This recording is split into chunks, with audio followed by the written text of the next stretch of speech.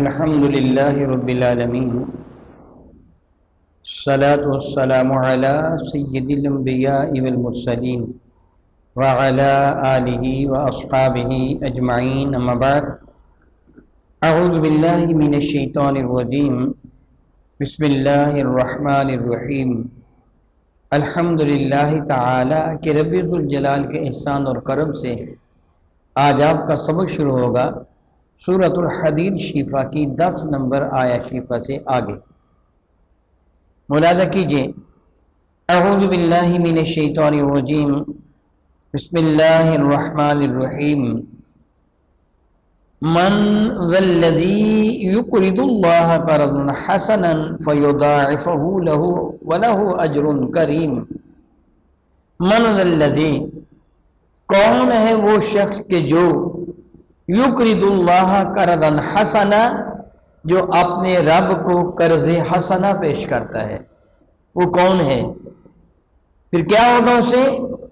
فیضاعفہ لہ، رب کریم اس کو اس کے اس خرچ میں کئی گنا اضافہ فرما دے گا. وَلَهُ أَجْرٌ کریم، اور اس کے لیے عزتوں والا اجر ہوگا. قیامت کے دن عزت و عظمت کا تاج اسے سجایا جائے گا. سبحان اللہ تعالی و بحمدہ. خلاق کائنات جل وعلا نے اس آیہ بارکہ میں جو ارشاد فرمایا، بظاہر تو بڑا عجیب سا معلوم رہا ہے، لیکن اس کی حقیقت کچھ اور ہے. فرماتا کون ہے جو اللہ تعالیٰ کو قرض حسنہ دے گا؟ میرا اللہ تو کسی سے قرض مانگنے سے بے نیاز ہے. وہ تو عطا کرنے والا ہے، وہ تو رحمت فرمانے والا ہے، وہ تو رب العالمین ہے، اس کی ذات تو سبحان ہے، وہ صمد و بے نیاز ہے، محتاج تو نہیں ہے. قرضہ تو محتاج مانگا کرتا ہے. مگر یہ رب کائنات جل وعلا کا اپنے بندوں پر، بالخصوص اپنے محبوب کے امتیوں پر کتنا بڑا احسان ہے کہ مال و دولت والوں کو ارشاد فرماتے ہیں، اگر تم میری رضا کی خاطر میرے بندوں پر، میرے محبوب کے امتیوں پر خرچ کرو گے تو یوں سمجھنا جس طرح تم نے مجھ رب کو قرضہ دیا ہے. سبحان اللہ تعالی و بحمدہ. جس طرح تم نے مجھے قرضہ دیا ہے. جس طرح طویل حدیث مبارکہ ہے، میں اختصار کے ساتھ اس کا مفہوم سناؤں گا کہ میرے کریم آقا رسول اللہ نے فرمایا، قیامت کے دن بندے کو اللہ تعالیٰ اپنے حضور طلب فرمائے گا اور ارشاد فرمائے گا، میں بیمار ہوا تھا تو میری تیمارداری کو کیوں نہیں آیا؟ وہ بندہ عرض کرے گا، مولا تو رب ہے، تو بیمار ہوا تھا، یہ کیسے ممکن ہے کہ تو بیمار ہو، میں تیری تیمارداری کو آتا؟ تو ارشاد فرمائے گا، میرا فلاں بندہ بیمار تھا تو اس کی تیمارداری کو نہیں گیا، اگر اس کی تیمارداری کو جاتا تو وہاں مجھے پاتا، یہ میری رحمت کو وہاں پاتا. فرمائے گا، میں بھوکا تھا، پیاسا تھا، تو نے مجھے کھانا بھی نہیں کھلایا، پانی بھی نہیں پلایا. بندہ عرض کرے گا، تو رب العالمین ہے، تو کیسے بھوکا ہو سکتا ہے، کیسے پیاسا ہو سکتا ہے؟ میں کیسے تجھے پانی پلا سکتا ہوں، میں تجھے کھانا کھلا سکتا ہوں؟ فرمائے گا، میرا فلاں بندہ بھوکا تھا یا پیاسا تھا، اس نے تو اسے پانی طلب کیا تھا یا کھانا مانگا تھا، اگر تو نے اسے دیا ہوتا تو آج اس کو تو میرے پاس پاتا. یہ رب کائنات کی عنایت تیرے پایا ہے.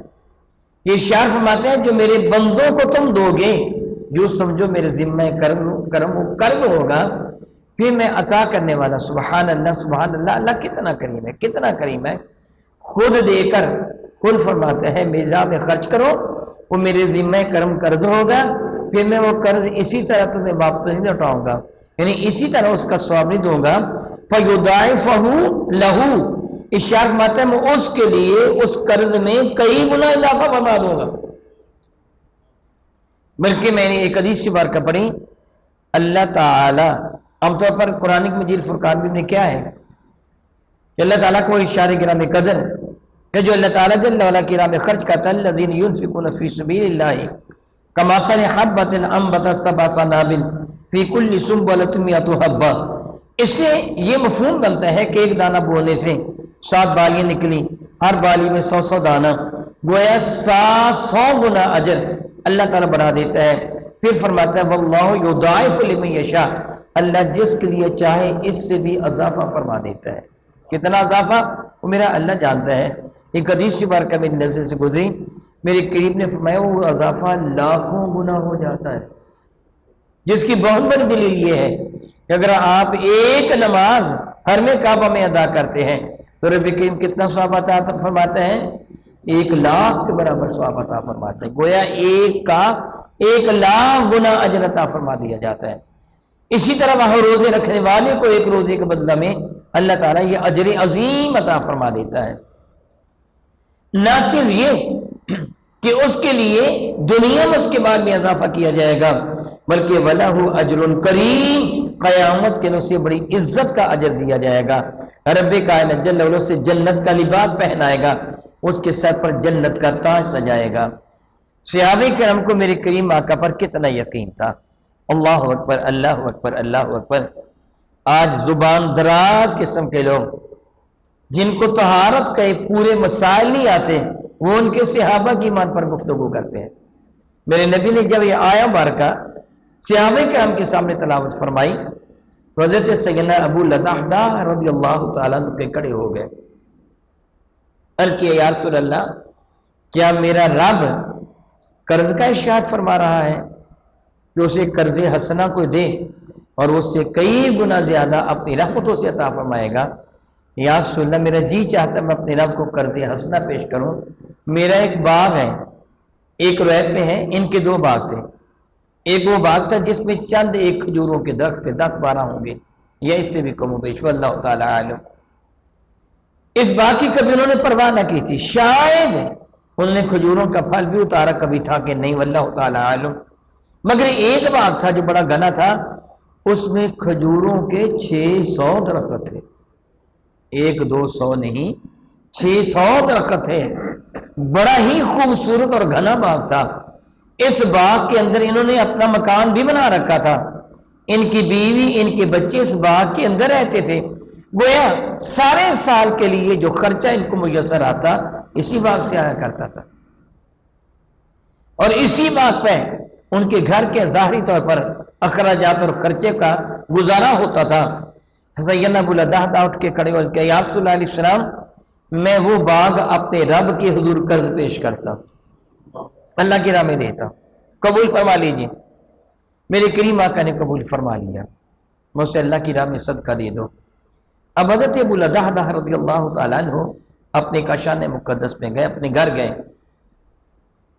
باغ کے اندر داخل نہیں ہوئے کہ اب یہ باغ میرا ہے نہیں ہے، میں دے چکا ہوں۔ باغ کے دروازے کے قریب کھڑے ہو کر بلند آواز سے اپنی بیوی کو پکارا، اے ام لدحدہ جلدی سے باہر آؤ۔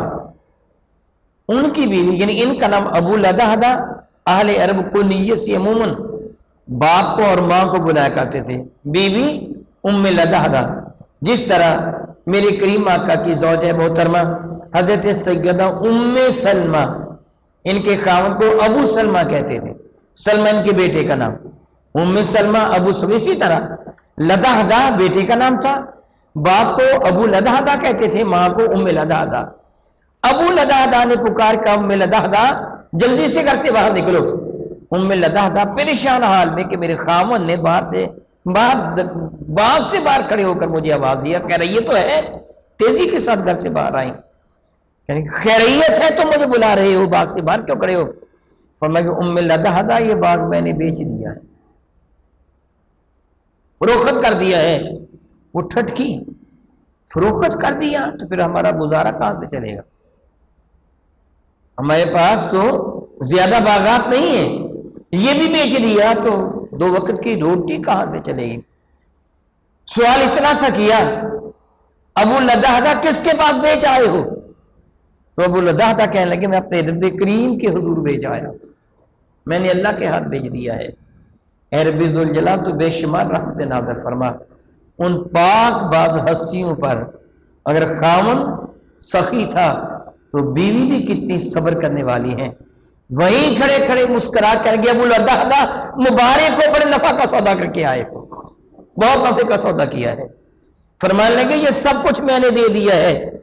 ام لدحدہ گھر نہیں گئیں، اللہ اکبر اللہ اکبر، ہے کائنات میں کوئی ایسا؟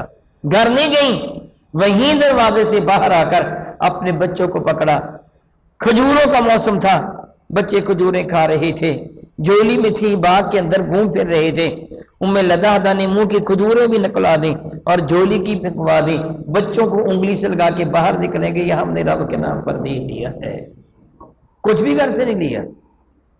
کیسے وہ لوگ تھے؟ میرے نبی پر کتنا یقین تھا، دعویٰ ہم بھی بڑا کرتے ہیں، ہم بڑا پیار کرتے ہیں حضور سے جی، بڑی محبت ہے حضور سے جی، لیکن جب اللہ کی رضا کی خاطر کچھ خرچ کرنے کی باری آئے تو پھر ہم سوچتے ہیں بیوی کے لیے کیا رکھوں گا، بچوں کے لیے کیا ہوگا، تیرے پاس ہے کیا؟ سب کو تیرے رب کا دیا ہوا ہے، اس کی رضا کی خاطر اس کی راہ پہ دینا ہے۔ یہ وہ پاک پاک ہستیاں ہیں کہ جن کے نام سے آج بھی تاریخ کے اور آ کر روشن ہے۔ نبی کریم ارشاد گرامی قدر فرماتے ہیں سبحان اللہ، ان کے لیے اجر کریم ہوگا۔ اگلی بارکہ میں کیا ہے؟ یوم تر المؤمنین والمؤمنات، اے قرآن کے قاری جب تو دیکھے گا ایمان والوں کو اور ایمان والیوں کو، یسعی نورہم بین ایدیہم، کہ نور ان کے آگے آگے دوڑ رہا ہوگا، ان کا جسم نورانی ہوگا، وَبِأَیْمَانِہِمْ، ان کے دائیں جانب بھی ان کو کیا کہا جائے گا؟ بشراکم اليوم، آج تم کو بشارت ہے، تمہیں خوشخبری سنائی جا رہی ہے، جنات تجری من تحت النہار، ان باغات کی کہ جس کے نیچے نہریں بہتی ہیں، تمہیں مبارک ہو، وہ باغ مبارک ہو، وہ نہریں مبارک ہو، خالدین فیہا، پھر ایک دو دن کے لیے۔ اللہ اکبر اللہ اکبر۔ ابو لدحدہ باغ میں کب تک رہتے؟ جب تک ان کی موت نہ آتی تب تک رہتے نا۔ 600 کھجوروں کے درخت تھے نا، تو جنت تو بہت بڑا باغ ہے، بہت بڑا باغ ہے، بہت بڑا باغ ہے۔ بلکہ ایک روایت پہ آتے ہیں کہ ایک درخت کا سایہ اتنا طویل ہوگا کہ کوئی گھوڑے پر سوار ہونے والا 500 سال تک مسلسل گھوڑا دوڑاتا رہے تو درخت کا سایہ مکمل نہیں کر سکے گا۔ اتنے بڑے بڑے باغات، اور پھر وہ چھینیں گے نہیں، دنیا کا باغ تو چھین جاتا، میرا اللہ فرماتا خالدین فیہا، ان وہ ہمیشہ ہمیشہ ان باغات میں رہیں گے، ان کو عطا کر دیا جائے گا۔ یاد رکھو ذالک هو الفوز العظیم، یہ بہت بڑی کامیابی ہے، بہت بڑی کامیابی ہے۔ قیامت کے دن یوم تری المؤمنین والمؤمنات یسعی نورہم، تو دیکھے گا کہ نور دوڑ رہا ہے ان کے آگے اور دائیں جانب۔ دو چیزوں کا ذکر کیا گیا، علماء فرماتے ہیں عظمت کی وجہ سے دائیں اور آگے کا ذکر کیا گیا، وگرنہ ہر چہار جانب نور ہی نور ہوگا۔ میرے اور آپ کے کریم آقا تاجدار ایربوجم شفیع معظم رحمت عالم سے مروی ہے، میرے اور آپ کے کریم آقا رسول اللہ نے ارشاد فرمایا جو بندہ اندھیری راتوں میں جب اندھیرا ہوتا ہے، وہ چاند کی آخری تاریخیں یا چاند کی ابتدائی تاریخیں جب اندھیرا ہوتا ہے، میرے کریم آقا فرماتے ہیں جو بندہ اللہ کی رضا کی خاطر اندھیری راتوں میں مسجد کی جانب آئے گا، قیامت کے دن اس کے آگے پیچھے دائیں بائیں نور ہی نور ہوگا۔ پھر میرے کریم آقا رسول اللہ نے ارشاد فرمایا کہ جس کسی نے نماز کی حفاظت کی، من حافظ علیہا وَلَهُ نُورًا وَبُرْحَانًا یوم القیامہ، جو پابندی کے ساتھ نماز پڑھتا ہے، قیامت کے دن نماز اس کی نور بھی ہو جائے گی اور دلیل بھی ہو جائے گی۔ ایک اور حدیث مبارکہ ہے، میرے اور آپ کے کریم آقا رسول مرشد رحمت عالم نے ارشاد گرامی قدر فرمایا جو بندہ ہر جمعۃ المبارک کو سورہ کہف پڑھتا ہے، کوشش کیجئے، آج جمعرات ہے نہ، آج ہفتہ ہے، کل اتوار ہے، جمعہ کل گزر چکا، یاد رکھیے جو بندہ جمعے کے دن سورہ کہف پڑھتا ہے، میرے کریم فرماتا ہے قیامت کے دن اللہ تعالیٰ اس کے گرد گرد اتنا نور فرما دے گا کہ اس کے پاؤں سے لے کے آسمان دنیا تک نور ہی نور ہوگا، روشنی ہی روشنی ہوگی، رب کائنات کی رحمتیں ہی رحمتیں ہوں گی، عنایت ہی عنایت ہوگی۔ خلاق کائنات جل وعلا کے محبوب مکرم شفیع معظم رحمت عالم نے ارشاد فرمایا جو بندہ دنیا میں کسی مسلمان کی حاجت روائی کرتا ہے، قیامت کے دن اس کا یہ عمل اس کے لیے باعث نور ہوگا، اس کے دائیں بائیں نور ہوگا۔ میرے اور آپ کے کریم آقا رسول اللہ نے بارگاہ رب العزت میں دعا مانگی، اے اللہ تعالیٰ میری آنکھوں کو نور کر دے، میرے کانوں کو نور کر دے، میرے بدن کو نور کر دے، میرے آگے، میرے پیچھے، میرے دائیں، میرے بائیں، میرے اوپر، میرے نیچے، مولا مجھے سراپا نور فرما دے۔ سبحان اللہ تعالی و بحمدہ، سبحان اللہ تعالی و بحمدہ۔ وہ کیسا منظر ہوگا قیامت کے دن جب ایمان والوں کے اعضائے وضو 14ویں رات کی طرح کی چاند کی طرح چمکیں گے، ان کے آگے پیچھے دائیں بائیں اوپر نیچے ہر چہار جانور نور ہی نور ہوگا، روشنی ہی روشنی ہوگی۔ پھر میرے کریم آقا رسول اللہ نے یہ بھی ارشاد فرمایا، کسی کے سامنے تو نور پہاڑ کی طرح ہوگا، کسی کے سامنے کھجور کے درخت کی طرح، اور کسی کے انگوٹھے میں نور ہوگا، اور یہ سب کم درجے والا ہوگا جس کے انگوٹھے میں نور ہے۔ ایک روایت میں ہے میرے اور آپ کے کریم آقا رسول اللہ نے فرمایا، اعمال کے اعتبار سے جس طرح بندے کے نیک اعمال ہوں گے، اسی اعتبار سے اس کو نور عطا فرمایا جائے گا۔ ایک کا نور ایسا ہوگا جس طرح یہاں سے صنعاء ہے، یمن کا علاقہ ہے، فرمایا کسی کا نور اتنا ہوگا جتنا یہاں سے عدن کا علاقہ ہے، اور کسی کا نور اتنا ہوگا جو اس کے ساتھ سے لے کے پاؤں تک ہی ہوگا، یعنی بالکل قریب قریب ہوگا۔ یہ ہر بندے کے درجے کے اعتبار سے نور عطا کیا جائے گا۔ جس کا درجہ جتنا زیادہ ہوگا اللہ تعالیٰ اسی قدر اس کو نورانیت عطا فرما دے گا۔ سبحان اللہ تعالی و بحمدہ۔ فرماتے رب ذوالجلال، یوم، وہ دن کہ جس دن تم دیکھو گے، ترى المؤمنین، ایمان والوں کو دیکھو گے، والمؤمنات، ایمان والیوں کو دیکھو گے، کہ یسعى، دوڑ رہا ہوگا، نورہم، کا نور، بین ایدیہم و بایمانہم، ان کے دائیں جانب بھی، ان کے آگے آگے بھی۔ ان کو کہا جائے گا، بشراکم الیوم، تمہیں آج کے دن خوشخبری سنائی جا رہی ہے، جنات تجری من تحت الانہار، ان جنتوں کی، ان باغات کی کہ جن کے نیچے نہریں بہتی ہیں، خالدین فیہا، ہمیشہ ہمیشہ پھر تم ان میں رہو گے، ذالک هو الفوز العظیم، یقیناً بھی یقین یہ بہت بڑی کامیابی ہے، بہت بڑی کامیابی ہے۔ دنیا کا مال دنیا میں رہ جاتا ہے۔ میرے نبی علیہ السلام نے ارشاد فرمایا تھا کہ جب انسان مر جاتا ہے نا تو 3 چیزیں اس کے ساتھ ہوتی ہیں، 3 چیزیں اس کے ساتھ ہوتی ہیں انسان کے جس وقت یہ عالم نزا میں ہوتا ہے یا مرنے سے پہلے ہوتا ہے۔ 3 چیزیں ہوتی ہیں، ایک اس کا مال، ایک اس کے اہل و عیال، اور ایک اس کے اعمال۔ دوبارہ دہراتا ہوں، ایک اس کا مال یعنی دولت، اور دوسرا اہل و عیال، بیوی بچے بہن بھائی عزو و اقربا، اور تیسرے اعمال۔ میرے نبی نے ارشاد میں یہ جاتے ہیں اور 2 واپس آ جاتے ہیں، ایک ساتھ جاتا ہے، مال بھی واپس آ جاتا ہے، عیال بھی واپس آ جاتے ہیں، قبر میں تیرے اعمال جاتے ہیں۔ معاذ اللہ تعالیٰ، معاذ اللہ تعالیٰ۔ میرے بھائیوں ذرا غور کرو، ذرا غور کرو، جس مال کی خاطر آپ آئے دن اخبارات میں پڑھتے ہیں، بیٹے نے باپ کو قتل کر دیا، بھائی نے بھائی کو قتل کر دیا، دولت کی خاطر، دولت کی خاطر معاذ اللہ تعالیٰ اتنے بڑے بڑے جرم کر ڈالے۔ سب سے پہلے وہ دولت ہی بے وفائی کرتی ہے۔ تیری آنکھیں پوری طرح بند بھی نہیں ہوئی ہوتی، دولت تو سے چھن جاتی ہے، بے وفائی کرتی ہے۔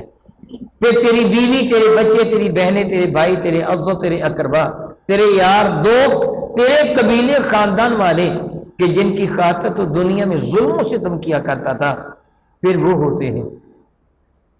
پہلے مال بے وفائی کرتا ہے، پھر تیری بہن بھائی سارے کے سارے بے وفائی کرتے ہیں۔ بتا کہ قبر میں تیرے ساتھ کون جاتا ہے؟ صرف تیرا عمل، اور سب سے کم تو اسی چیز کی جانب توجہ دیتا ہے۔ دنیا کی دولت اکٹھی کرتے ہیں، وہ بہن بھائیوں اور قربا کی خاطر بہت کچھ کرتے ہیں، لیکن نیک عمل نہیں کرتا۔ ارے پگلے، یہی تو تیرے کام آنا ہے، نیک عملی تو تیرے کام ہے، باقی تیرے کام کیا آئے گا؟ اللہ اکبر، اللہ اکبر، اللہ اکبر۔ رب کائنات جل وعلا ارشاد فرماتے ہیں، جن لوگوں نے قیامت کے دن یہ کامیابی حاصل کر لی، یقیناً انہوں نے بہت بڑی کامیابی حاصل کی ہے۔ حقیقت میں کامیابی ہی ہے، دنیا کی کامیابی کامیابی نہیں ہے۔ رب کائنات کے حضور میں دعا کرتا ہوں، رب کریم تو اپنی شان کریمی کے صدقہ سے، اپنے محبوب کریم کے صدقہ سے، اس قرآن کریم کے صدقہ سے کرم فرمانا، ہمیں اجر کریم عطا فرمانا، اور ہمارا حشر ان میں فرمانا جن کے لیے تو فرماتا ہے هو الفوز العظیم، کہ ان کے لیے بہت بڑی کامیابی ہے، یہ کامیابی ہمارا مقدر بھی بنانا۔ آمین ثم آمین، او کما قال اللہ تبارک و تعالی، واللہ تعالی اعلم باسرار کتاب۔